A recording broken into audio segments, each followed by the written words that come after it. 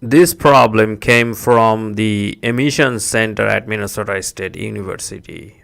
We have a couple of precision scale that is used to measure the emission level, and basically they're very low weight, so it's a very high precision scale. So if you look at these, they're able to measure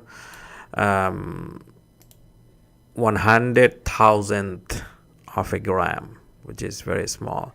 So we frequently test the quality of the scale, whether it's still doing the job right or not. So this data was collected by 6 researchers using a standard weight, and for that standard weight, the measurement should fall between these two numbers, so which can be considered as the specification limit for this scale.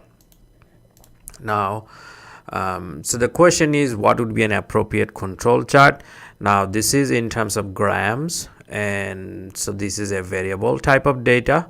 So first of all, if you're not familiar with control chart, how to create those, check the other videos on how to create control chart, revised control chart, and also how to calculate CP, CPK, CPL, perform basically capability analysis both in Excel and Minitab. This video only intend to explain the problems, and assuming that you know how to create those control charts and perform the capability analysis. Now I have created this in Minitab.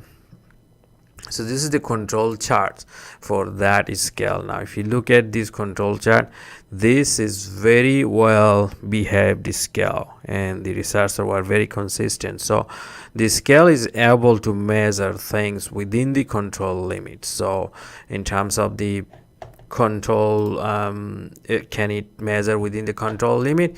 Yes. So the explanation for the control chart would be yes, it can measure within the control limits. Now very consistent scale. Now if you so therefore the no revise necessary. However, remember that the revised control charts have different constant values, so you have to recreate the revised chart. Check the other videos on how to create revised control charts. Even though you don't delete the data, you have to recreate the charts because of the constant value changes. Now the explanation for, in this case, I'm not going to create those, I'll just explain what's going on with the situation. So the explanation for the control chart would be yes, it can consistently produce measurements within the control limits. That only talks about the data though. This has nothing to do with whether it's gonna meet the expect limit or not. To understand that, we have to go question 4, which is perform the capability analysis and then explain from there. So the capability analysis needs the spec limit. So we get this data and we have created the control charts. However, we need to compare that with the standard value. So this is the spec limit given. So you can go to Minitab. I'll show you how to create. Check the other videos on how to create this capability analysis in Minitab. If you look at this capability analysis, CP is just fine 1.33, which indicates that this process is capable if you don't care about the shifting of the process. Now you can look at this CPK, which is sensitive to the mean shift.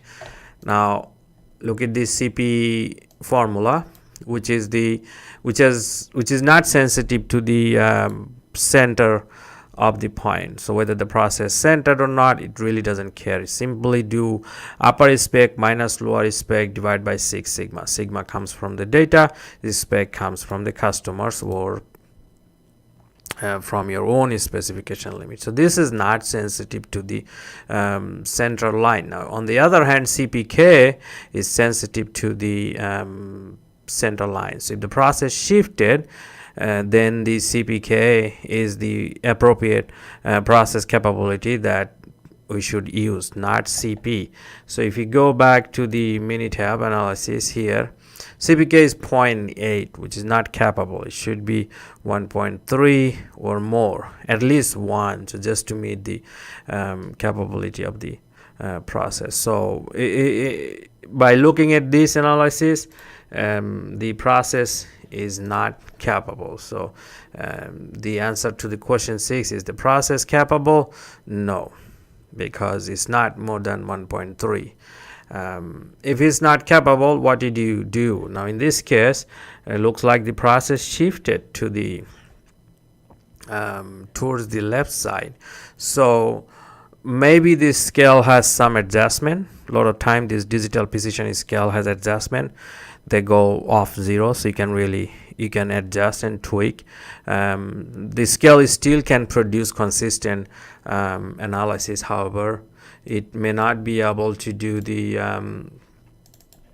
so this is the it is producing within the control limit, but maybe not within the spec limit. So it's probably just a tweaking issue, which just could easily be adjustable.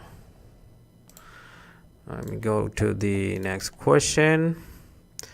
This one, which I think is the most important pieces of information that students should know. Now this question may look very simple, but I think this is the most commonly mistaken questions in the exam.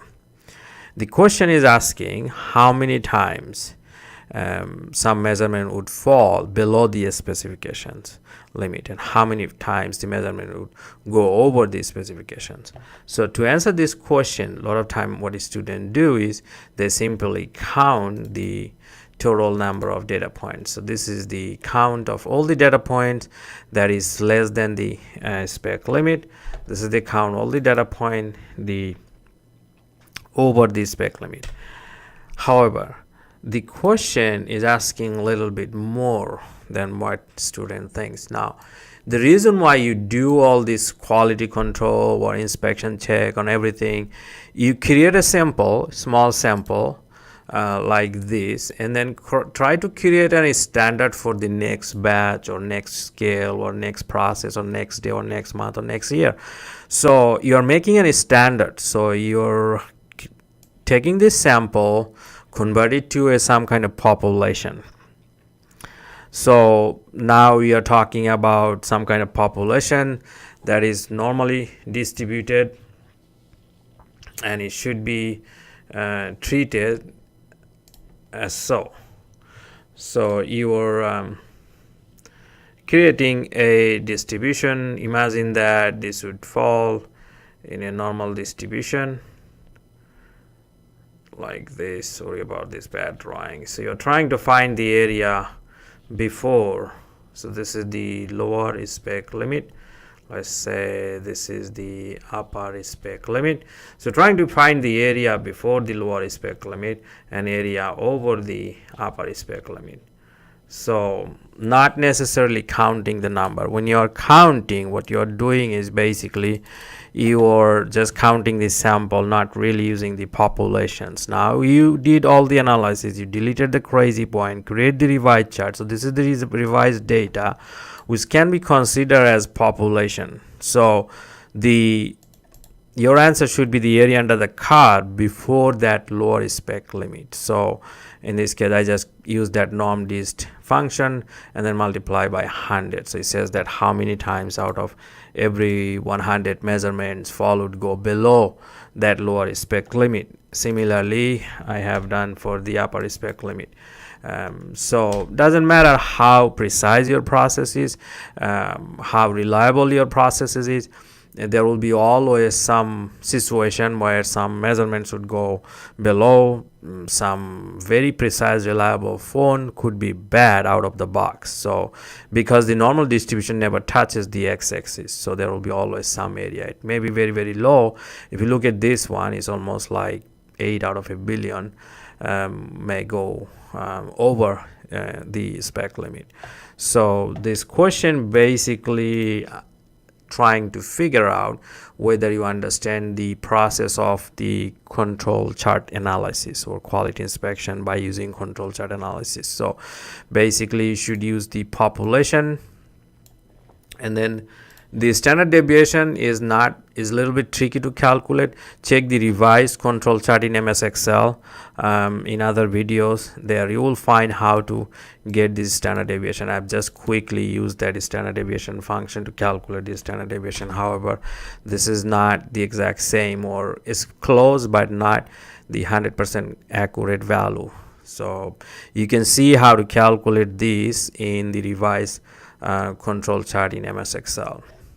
So to summarize, basically you collected data and then create appropriate control chart to inspect the quality of it, do the capability analysis, explain the meaning of the capability analysis, and finally why are you doing this. In the quality control, the biggest issue is a lot of time people do things but they don't document. When you don't document things, then in future there will be no reference to somebody else coming to do the same though, so they have to kind of start all the way from the beginning what you have started. So documenting is the key. So this question number 9 basically tests your ability to why actually you are doing this control chart analysis and what it means in kind of broader perspective.